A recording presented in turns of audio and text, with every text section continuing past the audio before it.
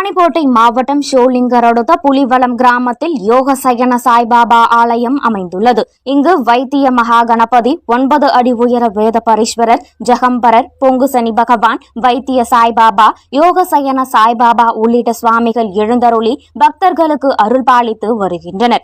இந்நிலையில் சயன சாய்பாபா ஆலயத்தில் கமல கருங்காலி வராகி அம்மன் பிராண பிரதிஷ்டை விழா சிறப்பாக நடைபெற்றது.